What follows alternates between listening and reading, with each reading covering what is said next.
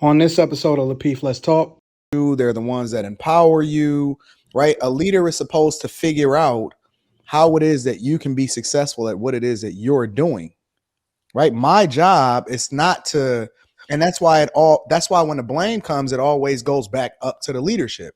Nobody blames the workers and say, hey, why wasn't the workers doing what they were supposed to do? The board go and they oust the leadership. It all starts at the top. It starts at the head. You say this regularly, Rilla. And so if it starts at the head, then that's the one that sets the tone. I'm the person that's going to determine whether we go forward, whether we go backwards, right? I'm the person that's going to determine whether or not we're going to need your resources in order to pay bills in this household, or I'm gonna be able to set you in a place where you can be in your true feminine energy, according to what the guy says, and then you can thrive and figure out how it is that you can add value to to what it is that we doing. I'm the person that sets the rules much throughout our relationship, right? Over the years. But it doesn't mean that we shouldn't have been married and shouldn't have been in a relationship. It just means that we're learning as we go. So does that mean that since we're not fully formed and have that understanding that we shouldn't get married? No, you asked like who does it. I said the person who knows. If nobody knows and they're figuring it out as they go? Relationships are nobody knows. Like I said, it depends on what's going on. People can do them. It's fine.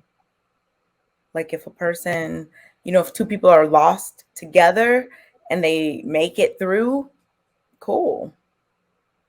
But if one person has a strength that the other person does not, they should be the one that is leading in that area. Like that only makes sense to me. But two people can absolutely just be completely lost as a couple and make it work. But I mean, at a certain point, I think that, you start to be more discerning as you get older and looking for a mate intentionally, that you wouldn't just be like, I'm lost, they're lost, let's get together. Like, I don't think just because you don't know don't mean that you're lost. If someone does, then that's on just because you don't know don't mean that you're lost. Happy. I don't understand that logic. Just because you don't know don't mean that you're lost. Okay. So using that definition. Oh, P. Ray. What happened? Maybe her internet? No, she good. She just needs to check her thermal.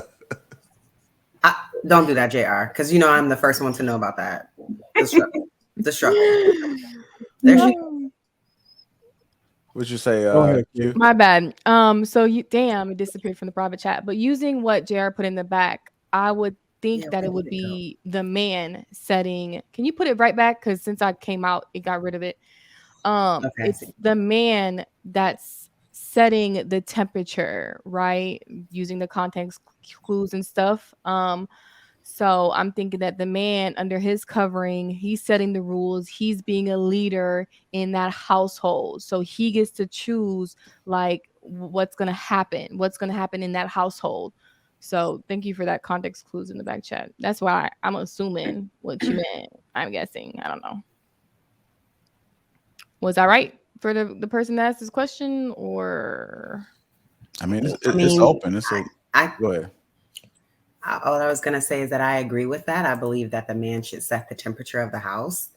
But I do think the woman is the one that's like monitoring, and that may go to him and say, we need to turn it down and we need to turn it up based on what's going on in the house. And then he can go ahead and make that adjustment how he sees fit. But there's many times you set the house on whatever temperature, but if it gets really hot outside or it gets really cold outside or some things start changing, it will need to get changed. So if this is happening with the kids or, things are going on, then they say, hey, honey, like these are the things that are going on. And then he can adjust the temperature from there. But I mean, she's mainly monitoring it and monitoring how it may need to go up and down based on what's going on in the household. Yep. This is one of the times where I, absolutely, Kay, I think Kay will relate to what I'm about to say. So I was listening to this and I'm thinking long and deep, and I'm stuck on Herb and Dorothy Vogel. Who is Herb and Dorothy Vogel? They were a couple. She was a librarian. He was a post office worker. They amassed a multi-million-dollar estate. How did they do that? They collected art. If you watch their documentary, because when me and my wife talk now, I talk about fashioning ourselves. I know Anton talks about appreciating assets. And to me, one of the appreciating assets is art. So when you look at that documentary, Dorothy Vogel is an extrovert. Herb Vogel is an introvert. But when you look at when you look at how people responded to him in the documentary, he set the thermostat in that relationship. So like he wasn't into art. She actually was the one that exposed him to art and art collecting. But when he got into it, he got into it real deep. And because he was able to rely on his wife's strengths, like it's one of those dynamics where we approach this as a linear question, and it's not as linear as we think it is, right? So when you look at Herb Vogel in this scenario that I'm specifically talking about, he was the one that kind of set the thermostat. Like, so in other words, Dorothy was the thermometer, but Herb set the thermostat in terms of this is the direction we're going to go. So I think everybody is kind of, for what I've heard so far, I know Q has said it, and I know Kay has said it depends, and I agree with Kay when you say it depends. But I think because it's fluid, we often have these conversations where it's like linear, and we say like it's this or that, and it's extreme on one side or the other. But this situation, what I'm pointing out to y'all, and I hope people are getting, is that it's fluid. It's actually fluid. It may start out one way, and then it ends up another way. So like your thermostat, you adjust, like Kayla was saying, you adjust it. It's wintertime, so I got to adjust it.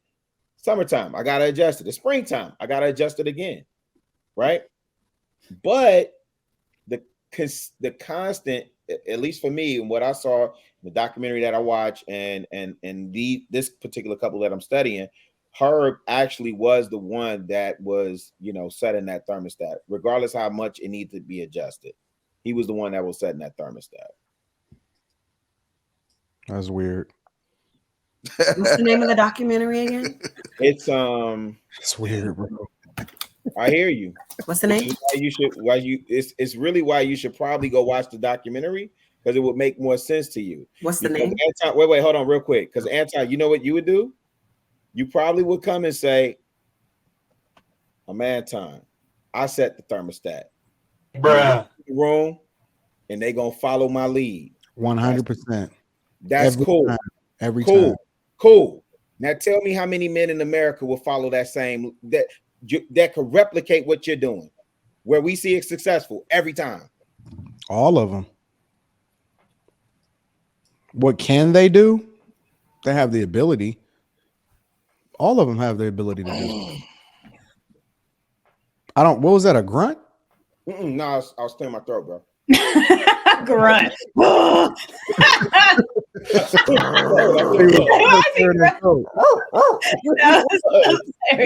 was leaning back in my chair. Wait, I'm sorry. Excuse me. Hold on.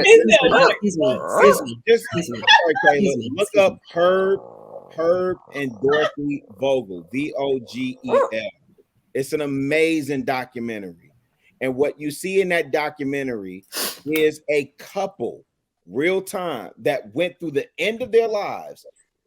A librarian and a postman worker who built a multi-million-dollar empire off of collecting art. I don't really know what that. I know.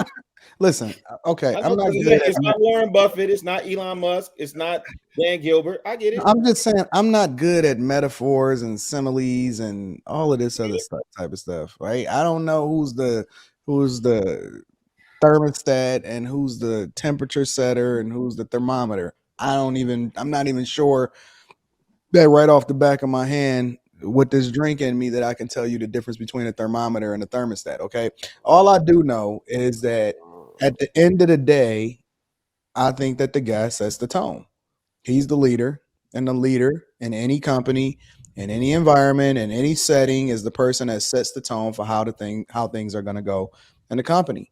I mean, even in leadership in general, leadership is largely the people that motivate you. They're the ones that empower you, right? A leader is supposed to figure out how it is that you can be successful at what it is that you're doing, right? My job is not to, and that's why when the blame comes, it always goes back up to the leadership.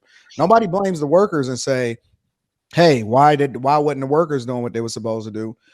The board go and they oust the leadership. It all starts at the top. It starts at the head. You say this regularly, Rilla. And so if it starts at the head, then that's the one that sets the tone.